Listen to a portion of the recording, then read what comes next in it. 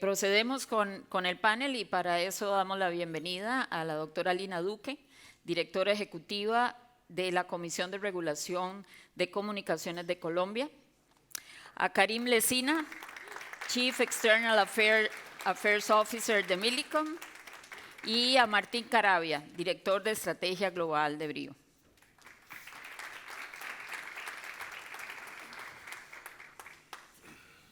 Muchas gracias.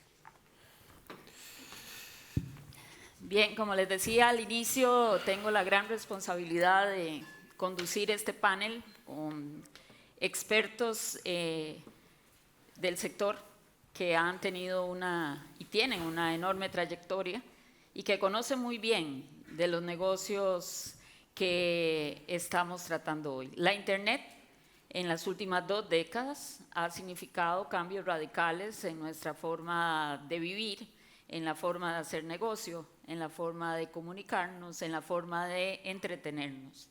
Y a partir de ello ha generado un cambio radical, una transformación estructural en la industria. Además de ello, toda esta transformación digital descansa sobre las redes de telecomunicaciones, no importa el tipo de red que tengamos, fija, móvil, satelital. Realmente esas redes de telecomunicaciones son la base de la transformación digital.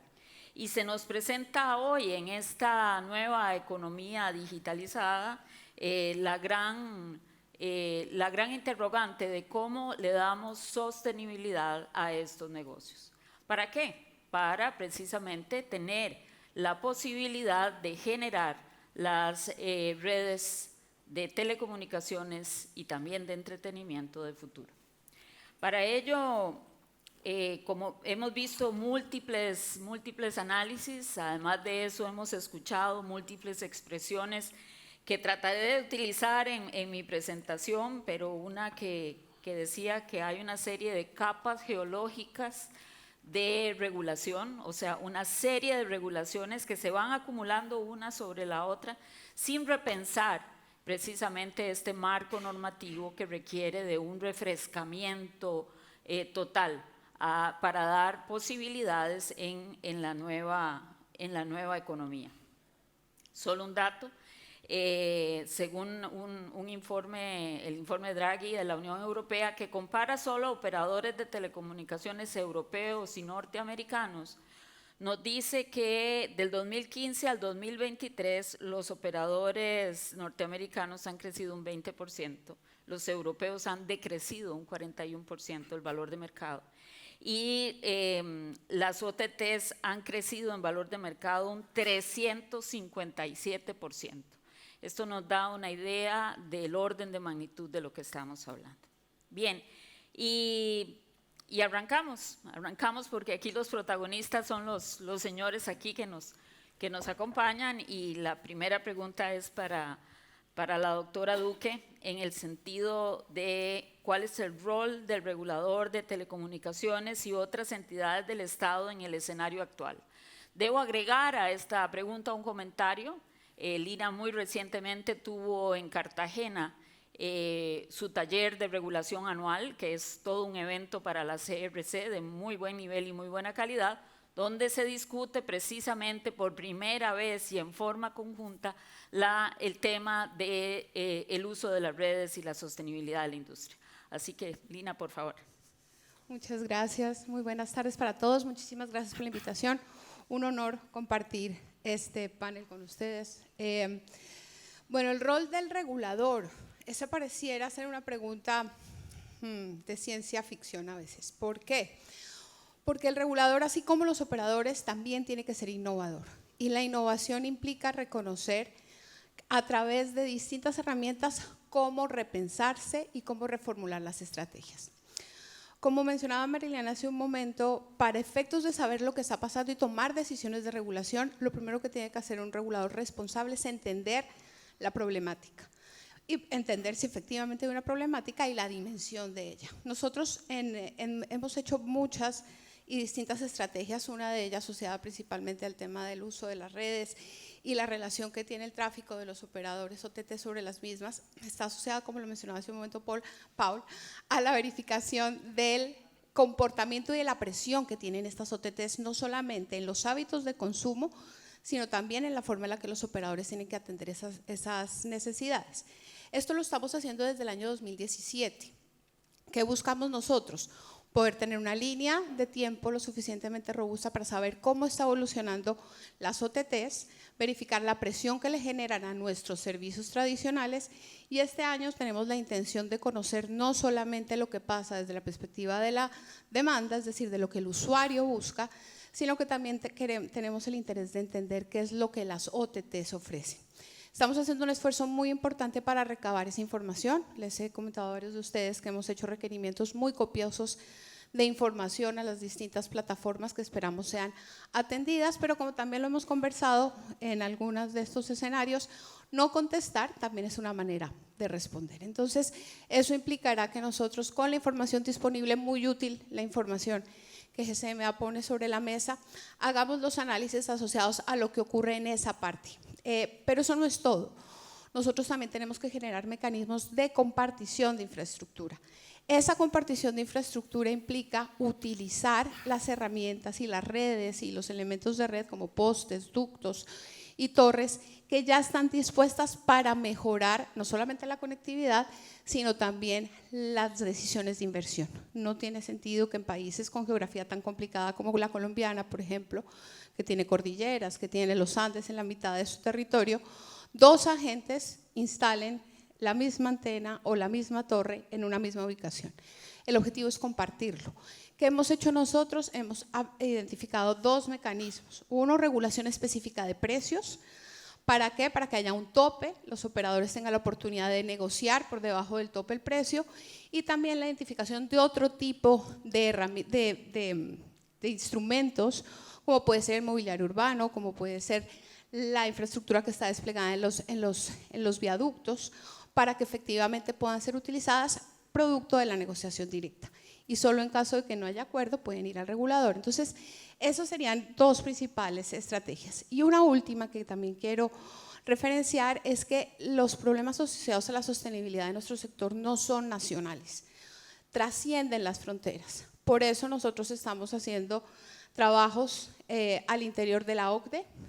Iniciaremos el año entrante un esfuerzo muy grande con la OCDE para hacer un estudio sobre cómo podemos modificar o recomponer el régimen regulatorio, y al interior de Regulatel, que Colombia asume la presidencia en diciembre de este año, y también recientemente Colombia ha asumido la presidencia de la Comunidad Andina, en una instancia de integración donde se pueden tomar decisiones que convoquen no solamente a un país, sino al menos 4 países de la región.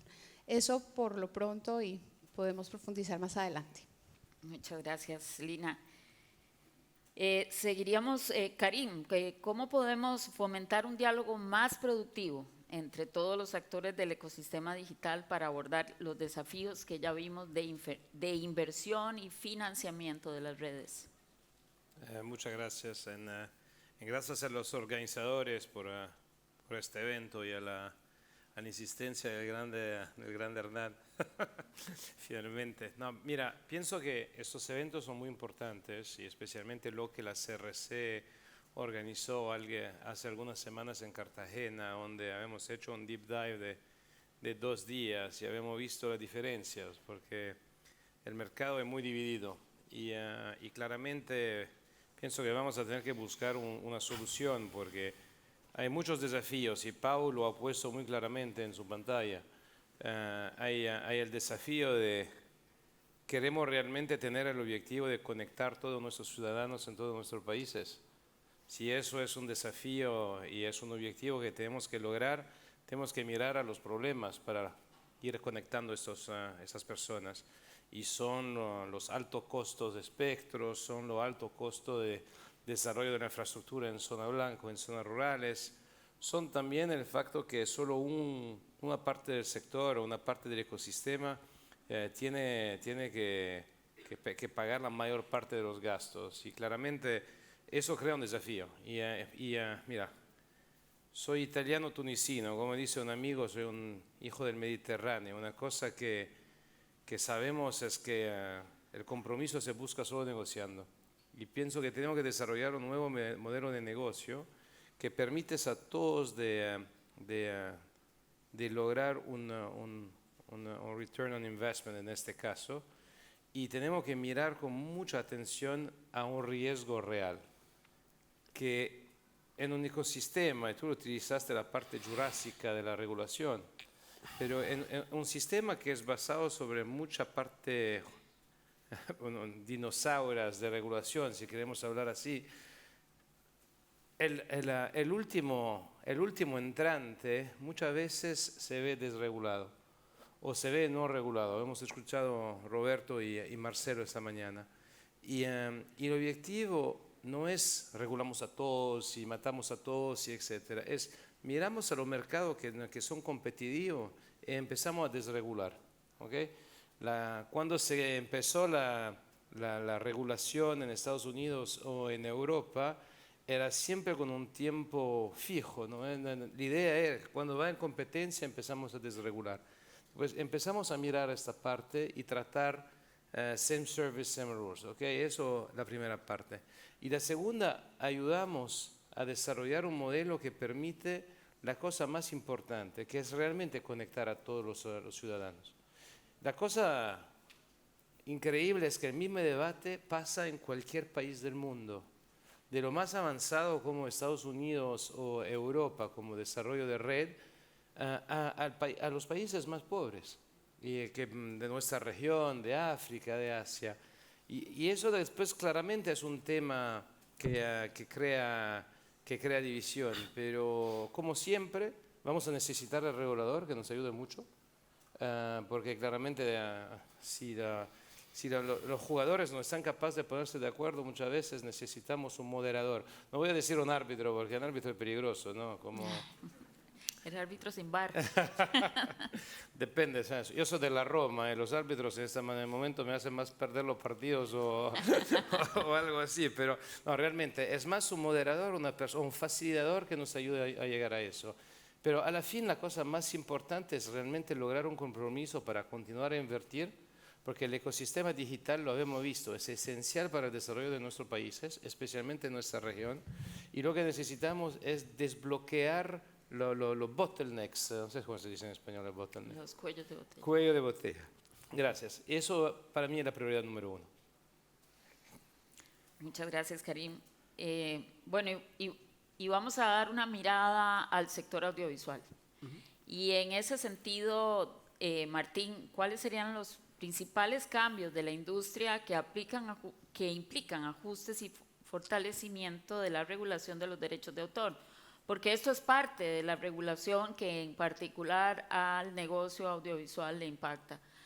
¿Cómo ves estos cambios? Bien, gracias, Mari. Desde Brio, que es la empresa del grupo Werten que controla las operaciones de DirecTV y Digo en los países hispanohablantes, y Sky Mais en Brasil, vemos que hay grandes desafíos en el entorno de la TV paga, como mencionaba Pau hace un rato, que lo hemos recategorizado, redenominado como la industria de entretenimiento audiovisual.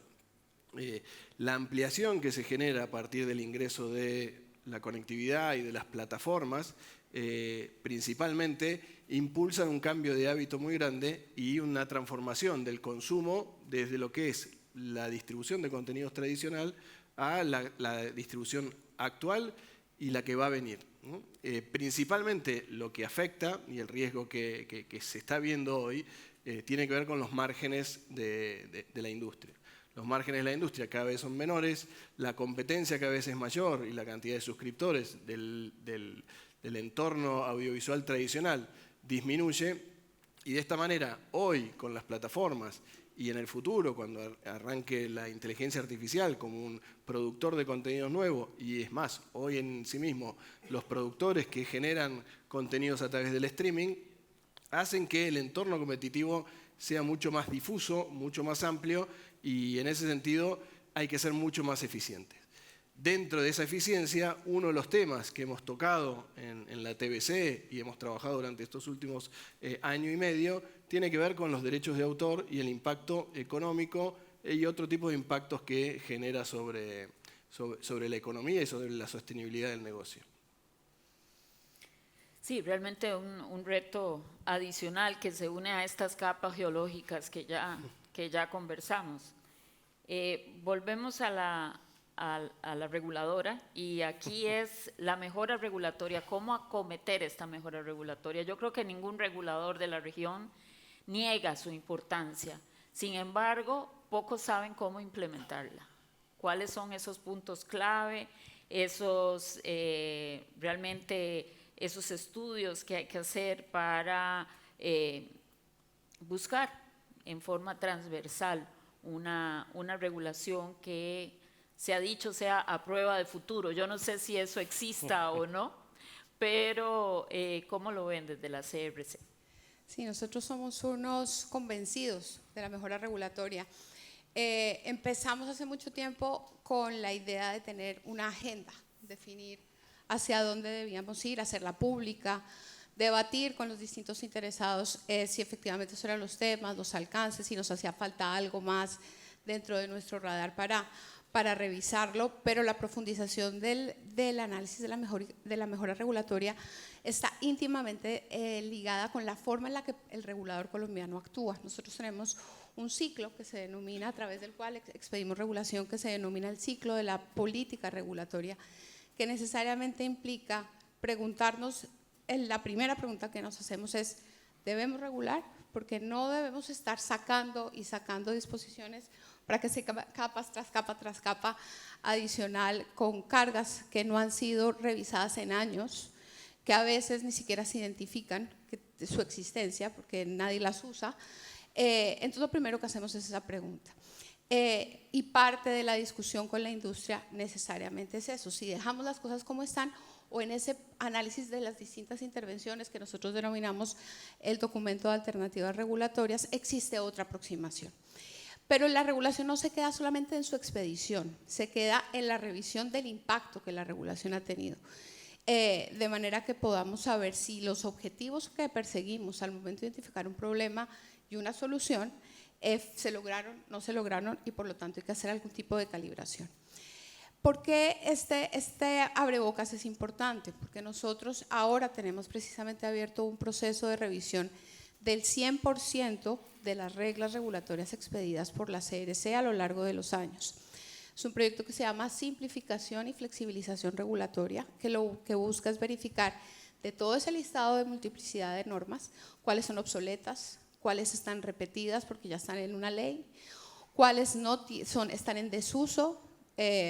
Tenemos una anécdota de que teníamos un régimen muy grande de servicios públicos, de teléfonos públicos, de las cabinas que estaban en la calle, y en Bogotá no habían sino una. Entonces era un régimen muy, muy grande para no lograr ningún tipo de efecto, y los operadores sí tenían que reportar una serie de información. Entonces, ese tipo de aproximaciones donde el regulador todo el tiempo está consultándole a la industria dónde está esa necesidad de flexibilización regulatoria, es un punto de partida para la mejora. La regulación no se puede quedar escrita en piedra, tiene que tener la capacidad de evolucionar, tiene que tener la capacidad, no sé si será prueba de futuro, porque como bien lo sabemos, la tecnología va muy rápido, va mucho más rápido de lo que nosotros nos alcanzamos a imaginar como reguladores, pero sí es necesario que el regulador verifique si sus intervenciones tienen que ser a través de principios o a través de reglas muy específicas, y eso pues será según cada caso concreto y cada situación. Para eso es clave la participación de los distintos agentes. Si los agentes no participan, sean o no sean regulados, el agente que toma la decisión pues decidirá con lo que está sobre la mesa. Entonces ahí también aprovecho para hacerles una invitación a todos ustedes para que cuando el regulador les pida información o los invite a participar, lo hagan activamente, porque una fuente de información bien dotada pues es una decisión que seguramente será mejor y mejor diseñada. Claro, yo creo que para acá en la Argentina pues hay un esfuerzo importante hacia la mejora regulatoria, incluso impulsada desde el más alto nivel, y la posibilidad de ir concretando esas medidas de mejora son sumamente importantes. Bien, Karim, hace poco tuvimos a tu CEO aquí sentado junto con el CEO de Telecom y él hablaba de mejorar la eficiencia como la mejor experiencia, de transformarse en industrias diferentes, ¿verdad? Son empresas de tecnología más que el tradicional telco. Sin embargo, dentro de esa construcción y desarrollo de infraestructura, ¿qué papel juega la compartición de redes, la consolidación de la industria para precisamente optimizar los recursos que ya de por sí son exiguos, según vimos los números?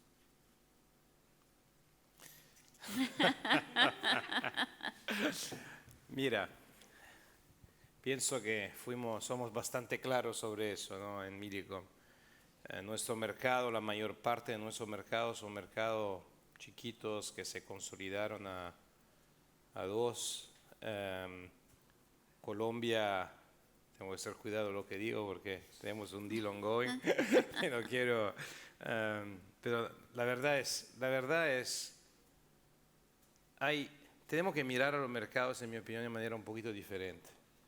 Venimos de definición de mercados que son basados sobre la tecnología que existía hace 15 años. Y los mercados relevantes y el trabajo más complicado para el regulador, y no quiero ser en los zapatos de ellos, va a ser definir los nuevos mercados. Y me voy a explicar por qué. Yo lo veo con mis hijos.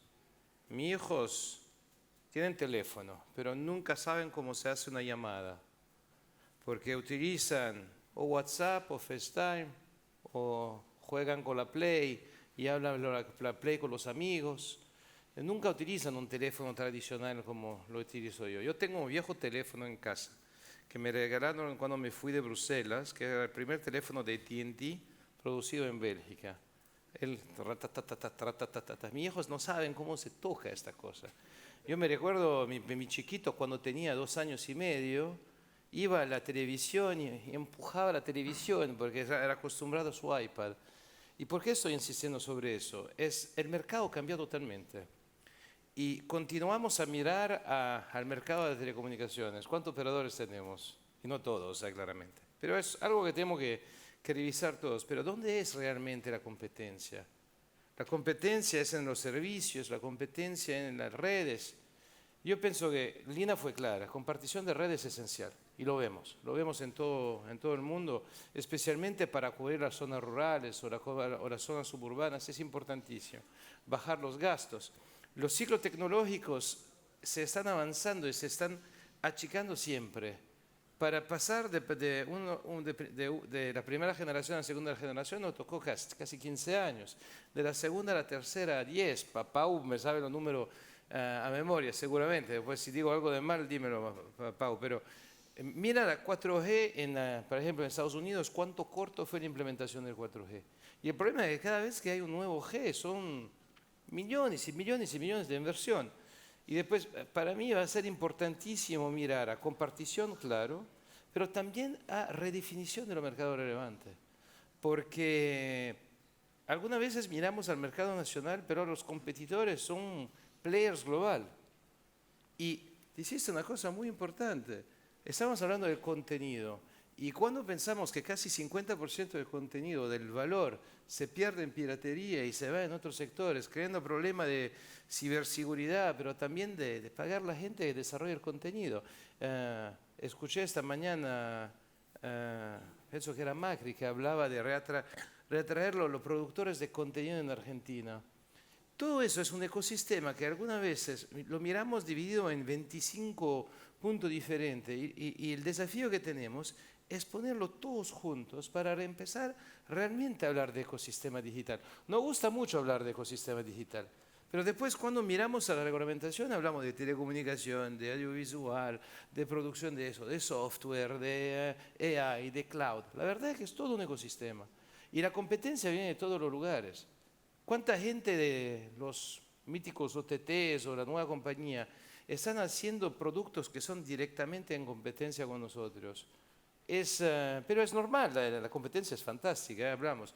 Después, lo importante es redefinir estos mercados y mirar a las soluciones, porque las empresas siempre van a mirar una manera. Consolidación, compartición, utilizar nuevas tecnologías, atrasar un poquito algunas veces los ciclos tecnológicos para ser capaz de recuperar la inversión. Son cosas naturales. Y la causa más importante es el diálogo que vamos a necesitar todo en conjunto, porque si no vamos a perder la cosa, y acabo, te prometo, vamos a perder la cosa que es más importante de todo. Yo lo utilizo siempre este ejemplo. Algunas veces la gente se enfada conmigo. Cuando era chiquito iba siempre en el desierto de donde viene mi madre, de Túnez, en el último fuerte que fue el último imperio romano, el último lugar del imperio romano. Era imposible conectarse, era imposible. Tú eres en el medio del nada. Hoy vas en este lugar, en Túnez, en el sur, país muy pobre, etcétera, y eres conectado perfectamente con gente que hace live de Instagram o live de Facebook, y etcétera. Eso es la inversión de los operadores de telecomunicaciones.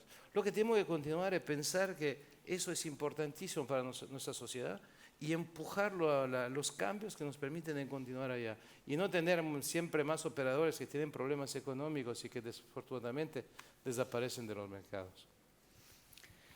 Claro, y ahí podemos ver esto como riesgos y también como oportunidades de repensar completamente la normativa que rige la industria. Y precisamente de eso queríamos conocer, Martín, cuáles son los riesgos que visualizás que representan los derechos de autor y las sociedades de gestión colectiva precisamente para el negocio del audiovisual. Sí. Esta mirada que plantea Karim de la ampliación de los entornos competitivos y entender los mercados relevantes es algo que ya venimos trabajando a partir del concepto de las asimetrías regulatorias, los nuevos entrantes a las categorías, y hemos trabajado muy fuertemente desde Brio en Brasil junto con Anatel para lograr esta modificación de los entornos competitivos y la reestructuración de lo que es el marco regulatorio. En ese sentido, lo que respecta a marcos regulatorios para el tema de derecho autoral, que tiene un impacto económico y un impacto legal muy fuerte, requiere un fortalecimiento importante para poder seguir con la sostenibilidad del negocio. Por un lado, como venimos mencionando, la ley de propiedad intelectual en la Argentina es de 1933, actualizada, pero siempre actualizada sobre las mismas bases, y no consideraba todo este entorno digital, las plataformas y los nuevos entornos, como decía, la producción de contenido de streaming y la producción de contenidos a través de inteligencia artificial. Entonces, se requiere desde ese lugar una mirada nueva y una mirada ampliada del marco regulatorio. El riesgo que genera hoy el marco regulatorio principalmente es litigios, demandas y negociaciones y acuerdos con los derechohabientes que pueden llevar años y, por supuesto, riesgos económicos por multas y penalidades. Y el otro es un riesgo económico fáctico sobre la tarifa. Hoy en el mundo la tarifación principalmente es una tarifación subjetiva, donde arbitrariamente se colocan tarifas sobre los derechos de retransmisión para los derechos de propiedad intelectual y derechos de autor de los actores, guionistas, directores o músicos, y eso, con la información que hay en la actualidad, debería mejorarse y debería llevarse a una transformación de este modelo. Nosotros hemos trabajado con la industria, con ATBC y con ACIET, un documento sobre el fortalecimiento del marco regulatorio que después lo queremos compartir para llevar todas estas iniciativas y poder mejorar este marco y reducir los riesgos de la industria. Muchas gracias. Bueno, lamentablemente nos estamos quedando sin tiempo, pero ahora viene el momento de proponer en forma muy sintética, en el caso del INAH, para la agenda regional de sostenibilidad de la industria. Si tuvieras que proponer una medida, ¿cuál sería? Preguntándole a la próxima presidenta del regulatorio. No. La ventaja que tiene un regulador de mercados como la CRC es que no puede casarse con una medida única.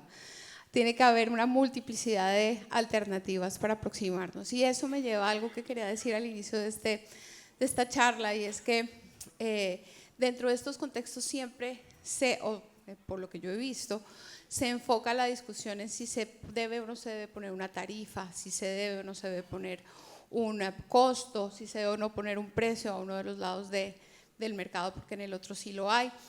Pero hablando también con todos ustedes en distintos escenarios y contigo misma en Cartagena hace unas semanas, hay múltiples estrategias y múltiples alternativas, y lo que al regulador de mercado de Colombia le corresponde hacer es precisamente verificar cuál es la mejor alternativa. En este momento no se puede quedar quieto pensando en que no tiene competencias respecto de un segmento de mercado. Se tiene que alistar para verificar a través de estos ejercicios de flexibilización regulatoria dónde está esa regulación que más presión puede estar generándole a los agentes que tradicionalmente regulamos, y en caso de que sea viable y en caso de que la información así lo permita, verificar cómo la podemos cambiar. Entonces, ese es el enfoque que tiene la CRC. En estos días estaremos publicando la modificación de agenda regulatoria de lo que termina esta vigencia y unos meses del año siguiente, que puede dar un abrebocas de lo que será la intervención o las aspiraciones de análisis que tiene el regulador para la próxima vigencia. Excelente. Y muy bien el hecho de decir, bueno, no me puedo quedar esperando que del cielo bajen las competencias, ¿verdad? Hay que empezar a empujar en esa línea. Y Karim, ¿cuál sería un primer paso hacia hacia un ajuste del ecosistema para generar una industria con capacidad de inversión a futuro? Tú conoces mi mantra, Marilena, es bajar costo del espectro, bajar costo del espectro, bajar costo del espectro. Y sin broma, mira, son 3 prioridades importantísimas en cualquier país. Es importante, empezando a considerar que cerrar la brecha digital y permitir a cualquier ciudadano en nuestro país de ser conectado no es solo una prioridad económica, se tiene que ser también una prioridad política. Y el costo, uno de los costos más importantes que es en la mano de los gobiernos es la atribución de espectro. Y si los operadores, como han hecho en muchos países, si los operadores pueden utilizar todo el CAPEX para desarrollar la red y cubrir siempre más, eso va a incrementar el ecosistema, porque va a permitir a mucha gente de ser conectada, de tener nuevas oportunidades, de conectarse al mundo, de potencialmente desarrollar, pero va también a permitir una otra cosa, un cambio del paradigma que tenemos en nuestros países, donde hay ciudades muy grandes y zonas rurales casi abandonadas. Y en esas zonas rurales se puede desarrollar startups, zonas francas y etcétera, y permitir a jóvenes emprendedores que quieren crear oportunidades de quedarse en un lugar donde la vida cuesta menos. Lo hemos visto en muchos lugares, en Estados Unidos y en Europa, donde está pasando. Después, para mí, una cosa muy simple, porque técnicamente muy simple, decidir que el espectro es una inversión de largo plazo. ¿Qué necesita? Que el ministro de Hacienda y etcétera pueda mirarlo en una manera realmente de largo plazo. El presidente de Santiago Peña de Paraguay lo ha dicho muy abiertamente cuando visitó Barcelona este año, y pienso que tenemos que mirarlo realmente así, cambiar el principio de recaudatorio a largo plazo, pero es una cosa que se puede implementar muy rápidamente, pero es una voluntad política y pública de conectar a todos nuestros ciudadanos. Eso sería. Tengo muchos otros, no sabes, pero me voy a quedar. Por ahí podemos empezar. Y vos, Martín, ¿qué recomendación harías para actualizar y fortalecer los sistemas vigentes? Bueno, para redondear y cerrar un poco el concepto, está más desarrollado en el paper que vamos a compartir, y tenemos copias físicas y digitales para que nos pidan después. Pero el resumen básicamente es el fortalecimiento del marco regulatorio tiene que ver con modelizar la tarifación de los derechos. De esta manera, con toda la información que existe en la actualidad, podemos generar realmente modelos que estimen el uso efectivo de las obras, no solo por la exhibición de una obra, una película, una serie, sino por el rating o por la audiencia que tiene. Se mejoran las formas de medir y las formas de pago. Y luego la simplificación de todo el modelo y marco regulatorio, que se centra principalmente en darle flexibilidad y dinámica a la metodología o el modo de recaudación a través de ventanilla única, de una autoridad única de aplicación y de tribunales que puedan hacer arbitraje ante determinadas situaciones entre las partes que están sobre este tema. principalmente esos dos temas. Muy bien, bueno, nos quedamos sin tiempo. Creo que llegamos a conclusiones que derivan de toda la discusión, de todo el día de discusión prácticamente, en el sentido de que estamos de frente a una nueva industria con una nueva estructura y que requiere nuevas reglas. Y esas reglas hay que implementarlas a la mayor brevedad posible. Necesitamos espectro también. Necesitamos que el espectro sea precisamente un recurso de desarrollo y no un recurso recaudador. Y además de ello, por supuesto que tenemos mercados digitales que imponen aún más presión sobre la industria y que requiere también garantizarse que la industria sea capaz de desarrollar las redes que todos los latinoamericanos nos merecemos. Muchísimas gracias por su tiempo, por su atención y bueno, a seguir trabajando. Muchísimas gracias.